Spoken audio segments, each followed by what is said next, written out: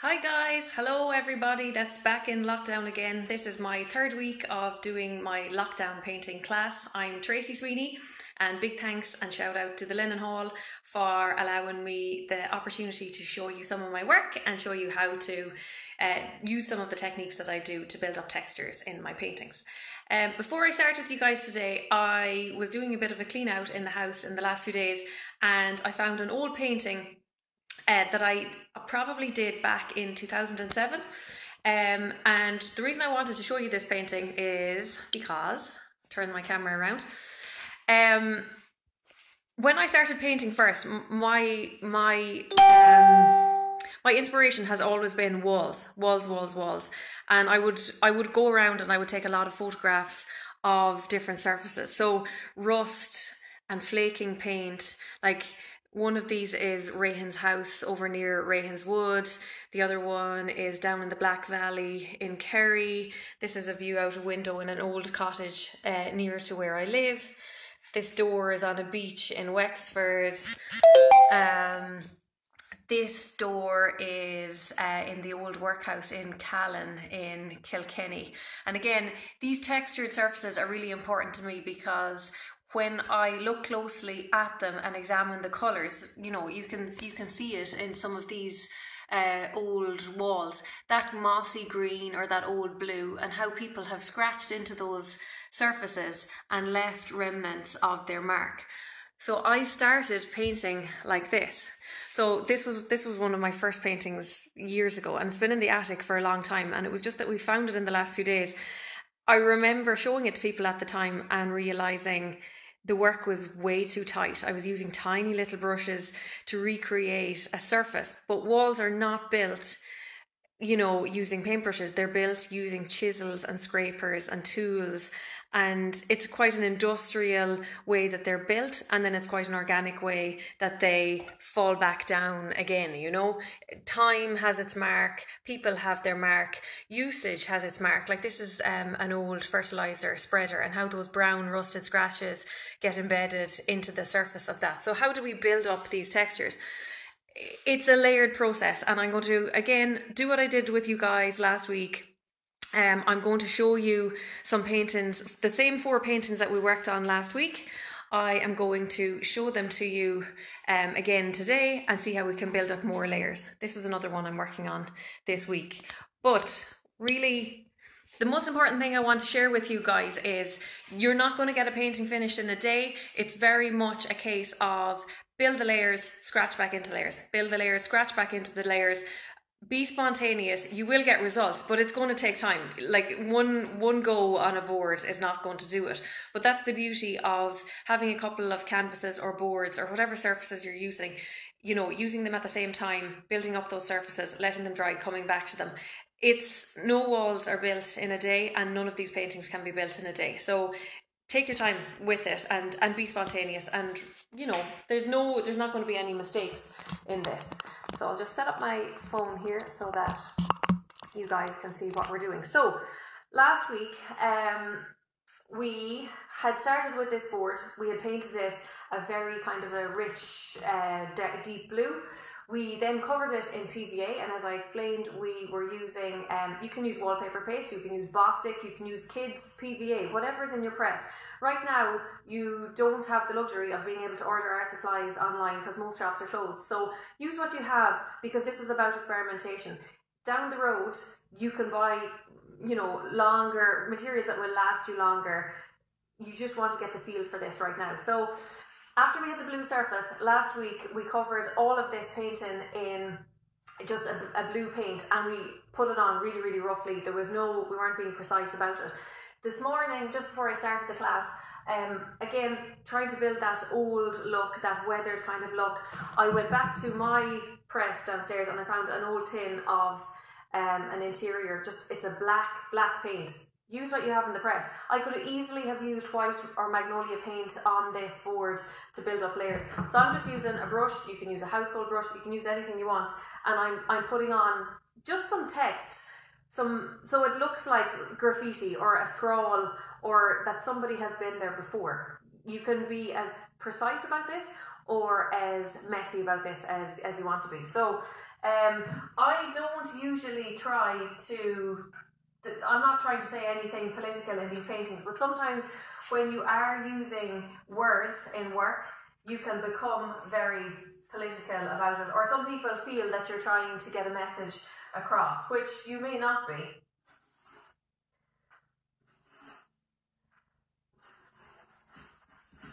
And you can use your own handwriting, you can use stencils, you know, there's so many ways of building this up. Like, you can be as bold with this as you want. If you use a very thick brush, you get one kind of effect. If you use a thin brush, you get something else. So don't be afraid to mess with what you have and allow the drips to kind of form part of that painting. So I have that finished now. Like I said this morning, I had done a certain amount of this morning, so the bottom black is still a bit wet, the top is dry. This is when normally I would let that layer dry, and I would come back to it with my scraper. So this is just an old blade. Again, you can use a screwdriver as well, that works fine. There's a load of different tools that are sitting in a toolbox in your house that take out. You'd be surprised what you can get with little things. Like, this is a tool that I would use quite a lot. It's obviously for cleaning windows, but imagine the effect. Let's see what effect. It might not work on this one, but depending on how wet your paint is, you can start, if you can see that, you can start to get some really interesting effects just from using something for cleaning a window, right? So look around you, abandon the notion that a paintbrush is going to be your only tool, because that's where, just going back to that painting that I did of the old ivy covered wall, the more precise you are with a small paintbrush, the more frustrated you're going to get because your painting doesn't look like the photograph that's beside it. Forget about it. You're not recreating a photograph. No one wants to see it anyway. Just be bold. Try and recreate the surface using the colours from that photograph as inspiration. So look around you. You'll be really surprised what you can do with tools that you have. So I'm just going to go back to you with my scraper now. Now, if you remember, last week we left some little kind of seams along the inside of the painting here. So there's a lot of little seams where the joins of the paper were butted up against each other. So they create nice little areas to kind of scratch into. So if you can see this now. Can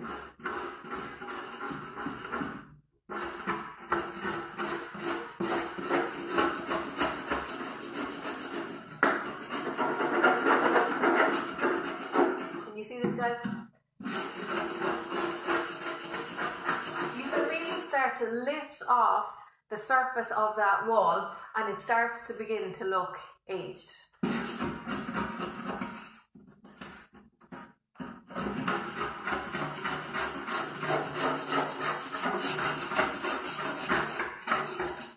I'm going to take off the phone and I'm going to do a close-up for you guys so that you see what I'm doing here. So as you can see, here's the line across here, and as you start to go into it, it all starts to come off.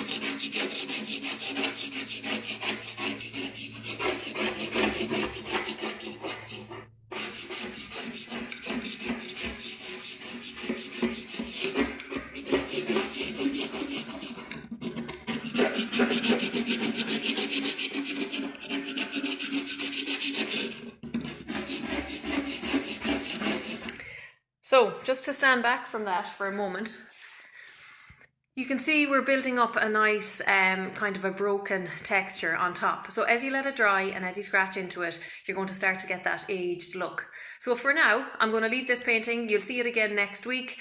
In the meantime, I might put on another layer of paper, I might put on another layer of paint and start scratching back into it again. Now, somebody asked a question on the Lennon Hall's Facebook page last night about, you know, mixing oil paints with PVA and the longevity of a painting, and it's a great question. So obviously you're going to have times where you have all the materials you need in front of you to make something with all the correct materials. We don't have that luxury at the moment, but I would still do a painting where we're mixing oils with PVA, and I would sand back into it. But I would definitely make sure that at the end of that painting, when it's complete, that you're then sealing it with something quite industrial that's going to keep the painting together, and that you're not going to have problems with it down the road, and that it will last forever. I mean, that's really what a painting is about at the end of the day. It's about building that surface, and when a client will purchase a painting off you, you want it to last forever. So I'll come back to that in the next few days. But you can already see how that almost rough graffiti marked surface is starting to come together. But again, you could add another 4 layers to this and keep that momentum going. So I'll take this down. The next painting that I'm going to do was this little guy, if you remember it. Okay, so we had masking tape it off. We had put on a number of layers of blue paint underneath, and then we had come back with some glass paint, some heavy glass paint, and just draped it over the top of it and allowed it to come down. So as you remember, once we take off this tape at the end, we're going to start to see some nice results coming through just from those kind of linear details. Now, this is where people ask the question, how do you know if a painting is finished, or how do you know to keep going? I just look at it and I make the gut decision of it's not finished. Okay, so you can decide at this point it's finished, or you can keep on going with it and see where the journey takes you. I like my paintings to be a lot busier than that. I like to spend a lot of time on them, so I'm going to keep going with it. But one of the things that I would look at this point is, do I want to add another colour? We've got a lot of blues and whites, so they're lovely, but would you like to add a certain amount of colour to that? So I've decided to go with red, and I'm going to mix up some paint here. I'll show you guys what I'm doing. I am using Scarlet Lake. Again, if you've got some kids' watercolours or colours at home, or poster paint, anything like that, work away, use what you've got. I have my Scarlet Lake. Again, what I was using over the last few weeks, because I have it here, is some tile grout. It dries really quickly. This is another medium, it's called Marble Dust. You can get it from some art suppliers, and I am mixing in some linseed oil into that also.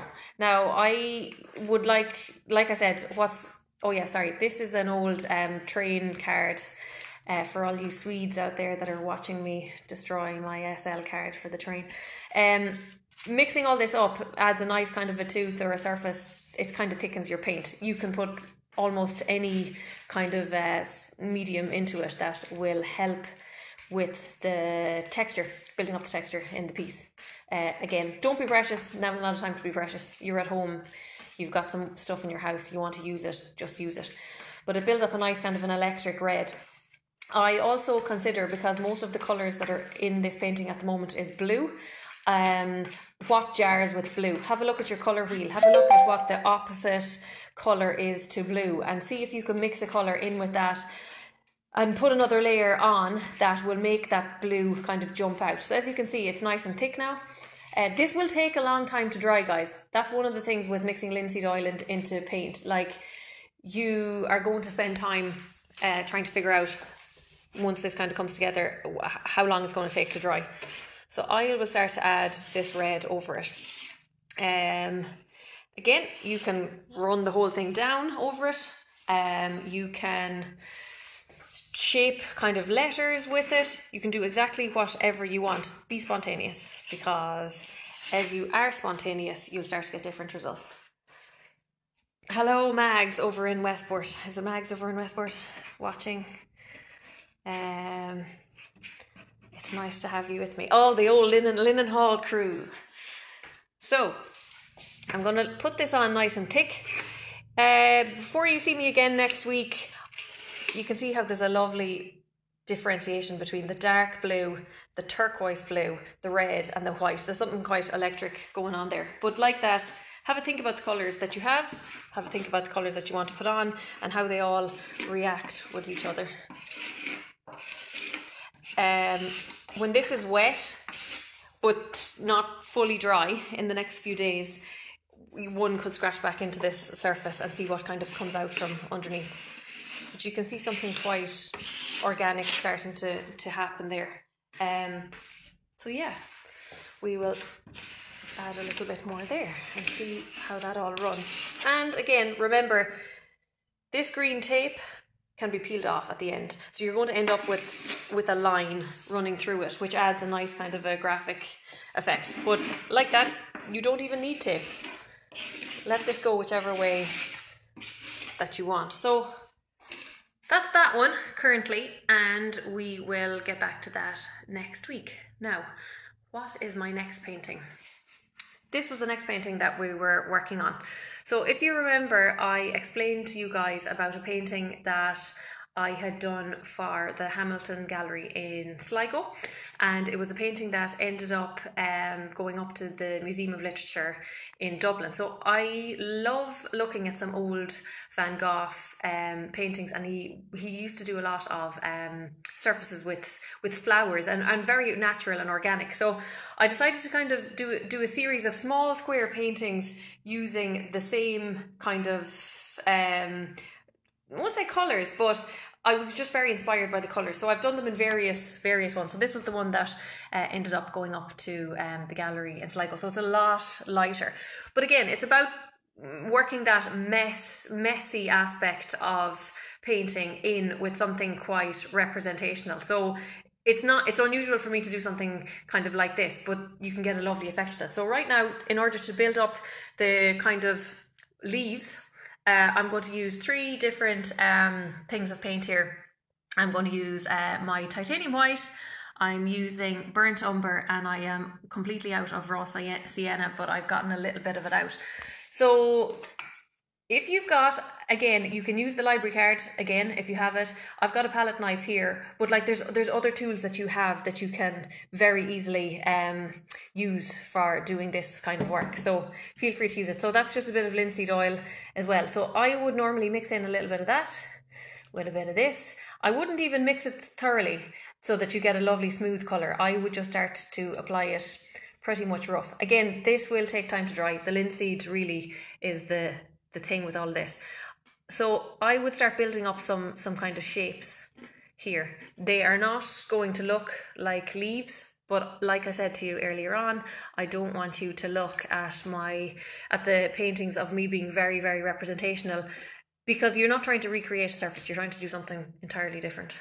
So over the course of a couple of hours, after last week's class, I just kind of took a little bit of time and made the branches of this kind of come together. So if I go back here again, and I can even take a little bit of this dark brown and this sienna, you know, put that on the palette knife and see what happens as you kind of apply that paint. You can see you're leaving a little bit of texture there, and that's good, because you are going to come back when you have added all the detail that you want in this. You're going to come back with your scraper, and by scraper I mean this thing, and you're going to come back down with it again. So you're going to pull your detail of what you're doing right down your board. Do you know what I mean? So don't be precious, just do it. Just throw it on and see what happens. And you'll make mistakes, but that's not the point. The point is make the mistakes, and next time come back and do something different with it. And don't be afraid to put your paintings into the hot press to dry over the course of a few days, so that you can come back and build up some more textures with it. So yeah, there's a number of layers. Once all these like leaves and petals are done, you're going to work that all over the board.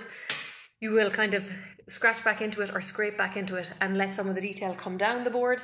And when that is done, you're going to have to look at the shadow aspect of the piece, because you don't want a really, really flat piece at the end of the day. You want something that has a little bit of depth to it, because Matisse, the artist, once said that all paintings either are screens or windows. So if you look at that literally and you think, okay, a painting, I either look at a painting or I look through a painting. And that's one of the reasons that walls and windows are important to me in my work, is that you can look through a depth of field in a painting, or you can look at the surface. So how do you build up those surfaces, and how do you build up that depth? So even in that painting with the flowers, I want somebody to be able to consider that there is something deeper behind those leaves and flowers. So we'll build up some shadows in next week's class.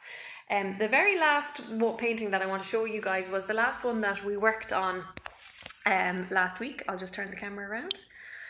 So if you can remember this, and again, this goes back to the question that was asked on Facebook last night, which is how, like, you can see how rough this this paint is. So obviously I couldn't let a painting leave my studio here or go to a gallery if I was having problems with the surface of the paint coming off, because that's 100% not allowed. But at the same time, I want to preserve the texture within the work that I'm doing. So if you're using proper materials, particularly oil paints, with marble dust, and instead of using kind of household materials, you will be able to build up that surface, and you will find, so something like this, I wouldn't pull that off, because over time, as the oil paint fully dries, and it can take weeks for it to fully dry, you will end up with, those pieces will be embedded themselves in the painting. And you can go back with an industrial kind of, go to Woodies, go to your hardware stores, you will find some really heavy duty varnishes or sealers that will seal it in. But test that product first on an area of it, because it can cause discoloration, or it can cause, you can have a reaction between, using art materials and then using an industrial varnish. I won't go into the detail of it now, because next week I'm going to look at shadows, like I said. But the surface of this is nicely coming together. My next port of call with this would be to roughly go over this with my hand. And if there's 100%, if there's definitely pieces that are coming off, so you can see that there are going to be loose pieces, I would take off, you can either take off as much of it as you want and leave a certain amount on. There are pieces falling off here. So this is the first time I've touched it since I did this last week, but I would definitely make sure that you're getting any problematic large pieces off, and you'll see them on your floor afterwards. Good job, I don't care about my skirting board. And there's all my little kids' drawings. Oh yeah, loads of them. So yeah, next week, this is almost finished as far as I'm concerned. It's just a matter now really of building up shadow again to make it look like a real wall. And I might change my mind on that next week, and I might decide it needs more layers. But that's where it's going. So we'll recap on this painting next week. We'll build up some more layers on this guy, and we'll scratch into the surface of this one. And as I said, this will come on nicely. We just need to allow the paint to be nice and thick so we can allow it to almost run down the board. Let me just show you what I would use here sometimes.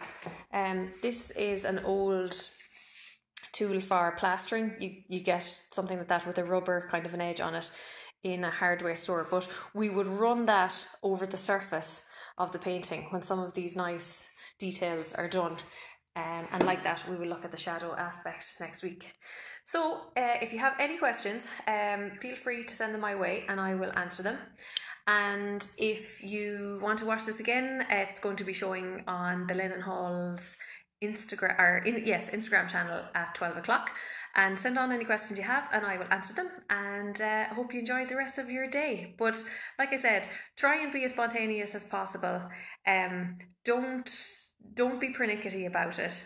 And we will recap on those 4 paintings and their development in the next week. So enjoy. Have a great day and we'll see you all soon. Thanks guys. Thanks for watching.